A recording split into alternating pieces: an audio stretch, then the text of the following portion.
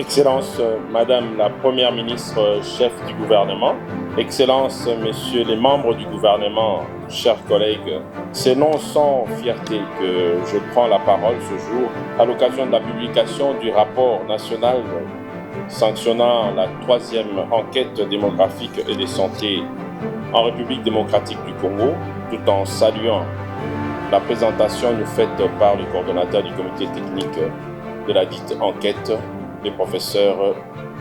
Lututala. Le recours aux données inclusives dans l'élaboration ainsi que dans l'évaluation aussi bien des programmes et des projets du gouvernement que ceux de nos partenaires au développement se veut indispensable. En effet, ces données informent en même temps qu'elles rendent possible la prise en compte des complexités, des spécificités et des particularités de nos populations, mais aussi des milieux dans lesquels elles vivent. Elles créent les conditions des possibilités de toute réflexion en matière de planification et donc de tout développement. Avec cette enquête, nous disposons d'une mine d'informations précieuses sur l'état des lieux de la démographie et de la santé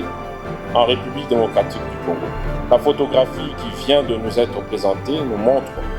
le chemin qu'il nous demeure encore de parcourir dans le domaine lié à la vaccination, à la nutrition, dans les questions relatives à la planification familiale ou encore à celles portant sur l'hygiène, la salubrité publique, les violences basées sur le genre, voire les maladies chroniques émergentes. À cela et au nom de Son Excellence Madame la Première ministre, j'aimerais indiquer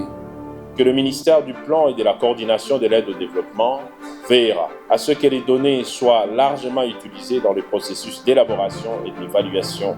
des programmes et des projets de développement dans notre pays. Ces données seront complétées par celles de l'enquête sur les conditions de vie des ménages, ECVM, dont nous attendons des résultats d'ici avril 2025,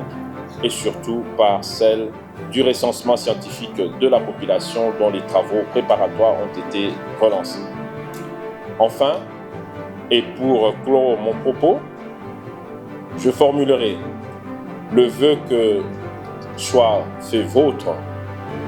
au gouvernement ainsi qu'aux différentes structures étatiques comme non étatiques, aux organisations ou encore associations, aux citoyennes et citoyens des résultats